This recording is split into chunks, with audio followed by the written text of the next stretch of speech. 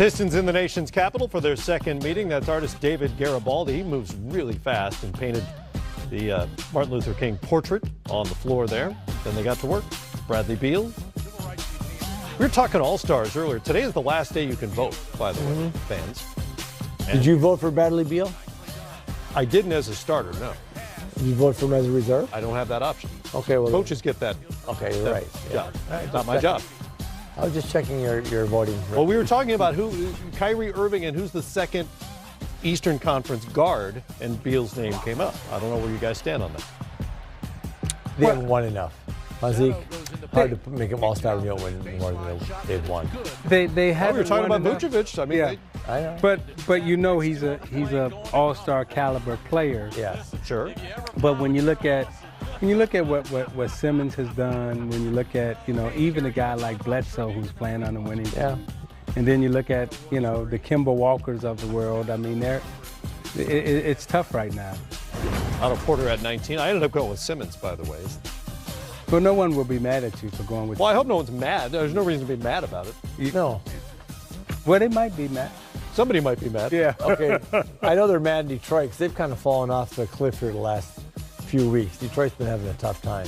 Why you got to rub it in? I'm just saying, a former Piston. I thought maybe you'd stick up for him or something. No, that's why I'm talking to Matt about Simmons. I'm trying to ignore this highlight. They have the same record as the Wizards.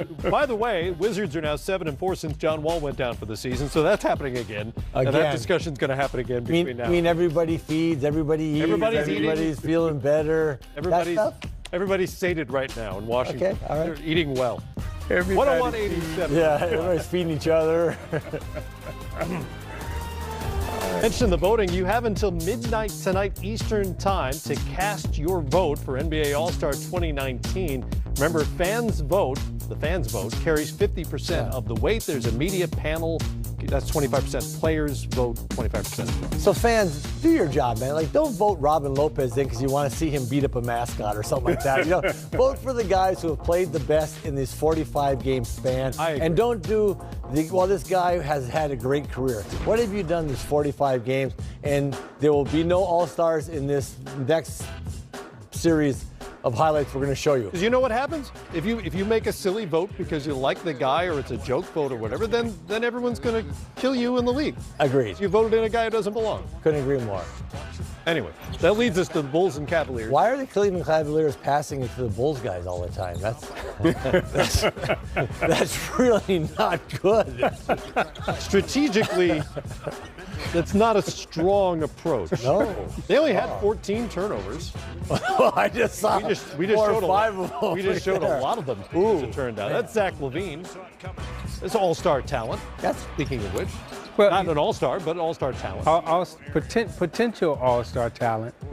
I thought, before the knee injury, he definitely was headed that way, and hopefully he can continue to bounce back and improve. Yeah, there's another pass to the other team. Yeah. Yikes. Apparently we showed a disproportionate number of turnovers.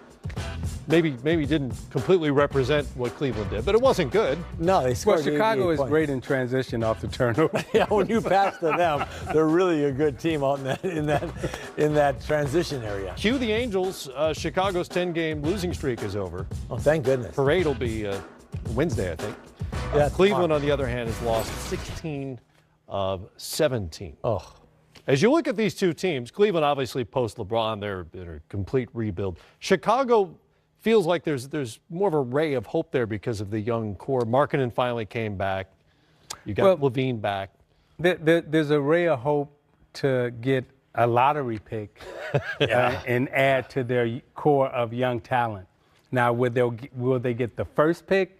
No, but I think the hope is around being in the lottery and adding another young player to their talent base. Yeah, no question. And then everybody knows about marketing, but LaVine's got to keep on improving. Dunn's got to improve. They have so many young guys that have got to keep improving, and they've got to make big jumps. If you keep drafting all these guys and they all just stay in a kind of a muddied up 5 through 9 reserve type guys. Some of those guys have got to come up and be legitimate NBA starters and legitimate starters on winning teams. And that requires those young guys making big jumps. And they've got to do it. All right, more coming up here on Game Time Live, including we'll hear from more NBA stars on what Martin Luther King means to them, including Chris Paul. Here in the league, James Harden.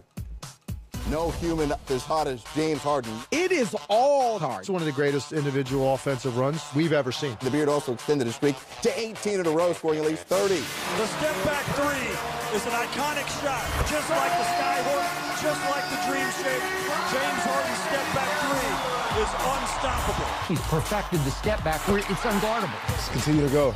Keep giving the opposing team hell. Murray and Harden. He fell down. Man down. Man down. You know, James Harden puts you in the most compromising position possible on every possession. The way he plays, the way he attacks. Like a running back, using the power to create space with his elbow on his shoulder. All of a sudden, he knocked this guy back like they're in a boxing ring. Bang, bang, bang. Down to three, down to two, it's a three. Good! Good! He got it! He's at the three! He's got a mastery of the game. Again, I haven't seen his whole life, but last 3 years, I don't know how you get any better than what he's playing. Yeah, he's just extremely unique if you factor in just the overall offensive package. You know, if you look at the volume of the shots that he takes for a team at an efficient level, I think that's the key. Then you add in the fact that his passing is at a level that's in the top 10 to 20 in NBA history. James has been leading the top offense since he's been in the league. Oh, man, he's special, man. And he has a counter for everything the defense gives. If you force him right, he has counters going left. If you force him left, he has counters going right. There's really nothing you can do with him. You just have to hope he misses.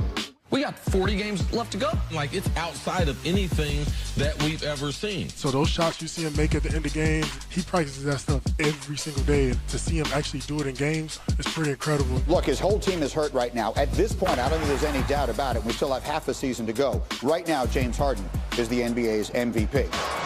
Step back. Oh! 57 points. 17 straight games with 30-plus points. That joins the most underrated player in NBA history, Elgin Baylor, and Wilt Chamberlain, the most statistically significant player in NBA history. Wow. Those are the only people to ever do that. Guys, James Harden is on track to become the 6th player ever to average 35 points a game over the course of a season. He's got a ways to go, but this is a pretty good list. This would be the first since Kobe's 2005-2006 season. It has been a little while. It's not an easy thing to do. I want to look at this from the opposing team's point of view. You got the Rockets on the schedule, Czar. You got James Harden coming to your arena, or you're going to theirs. What is your best chance of limiting his effectiveness, containing him a little bit, and coming out with a win? 10-day contract. Shane Battier, Bruce Bowen, and Michael Cooper. See if I can get them on. Okay, they're all available. Just and they're available right now for minimum, I would imagine. Absolutely. Minimum right now. I think you have to, first of all, you have to have the ability to change during the course of the game. I'm not sure you can give him 48 minutes of seeing the same exact defense. He's too smart. He figures it out. So maybe perhaps keep him off balance. And then you have to decide, do you want to stay one man on him? Do you want to take the ball out of his hands, try and double team him and make them have to pass the ball and other people make shots? Or the reverse of that is make him have to make every shot and don't let anybody else make shots.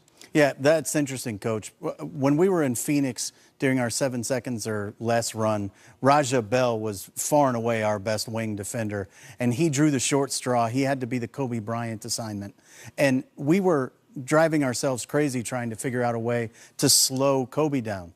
And what we ended up doing was Raja would try to rile Kobe into making it a one-on-one, mano-a-mano matchup. Mm-hmm. And actually, when he clotheslined him that game, as you remember, it happened within the context of a playoff series where we were just trying to make Kobe want to take every shot and then limit the effectiveness of his supporting cast. The other component of that is when he does happen to give the ball up, you have to the best of your ability, in the case of James Harden, deny him the ball back. And that's easier to do when Chris Paul's not playing. Right. What I think is fascinating, though, during this run, because it's the regular season, you're not seeing any of the teams employ any of the tactics they might use in a playoff series. Yeah, and you can bet all the staffs who could potentially face the Rockets in the postseason are cooking up all kinds of schemes that they're not going to reveal until a potential playoff series. So Houston will play Philadelphia on MLK Day, and you'll see Golden State in LA against the Lakers. And we hope to see more of Boogie Cousins, who had 14 points, 6 boards, 3 assists, and was plus 21 in just 15 minutes in his Warriors debut after nearly a year away following that Achilles injury.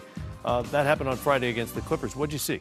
Well, what I'm going to be watching for as he first starts to come back, and they brought him back as a starter in large part because the return to play protocol for someone with an injury of this type is going to be, once he gets loose, let him stay loose. Play him in bursts, and they did that. Now, they had to. He picked up 2 very quick fouls, so he played only 3 minutes. But I'm paying attention to what he looks like physically. And in this video breakdown that we've done, you're going to see some things from him mechanically that stood out to me initially. Here he's going to run a little pick and roll. He's going to slip here, dive to the rim. This is a 2-foot gather. Notice he puts very little pressure on the left, comes together with both feet and elevates. The reason this is important is DeMarcus Cousins is natively a 1-foot strider, and he wants to go off of the left foot. Here he went off the right foot. He tore the Achilles in his left. So what he really wants to do is stride into a 1-foot liftoff. You're going to see him do that here. KD makes a great pass. He had opened it up and beat everyone down floor, so he looks great running. Here it is, planting the surgically corrected leg. This is something that you're going to want to pay a lot of attention to, because on a man that big who's a 1-foot strider, it's a big part of the reason he's never been overly efficient as a paint finisher. So it'll be interesting to see what happens coming back from this. You're nervous when you come back from a surgery, whether it's a knee, something like that, an Achilles, but it can be done. But a guy this large, this big, you know, going in, he had to have some concerns that I'm finally back. Now can I do what I used to do? So little by little, hopefully he'll get a little more lift. He never had a lot of lift, right. But maybe he'll get a little more lift. It's the strength we're talking about, and it's the confidence that he can do it. Fortunately, his game was never really predicated on explosion per se. He's got so much skill. By the way, LeBron James on track to practice on Sunday. We don't expect to see him in a Laker uniform when they meet the Warriors on Monday. Lots more coming up here on Game Time, presented by State Farm. Homecoming night for Dwayne Wade, his final game in Chicago as the Heat hit town. And Kemba Walker hitting everybody all season long, including the Suns on Saturday night. You'll see that and much more.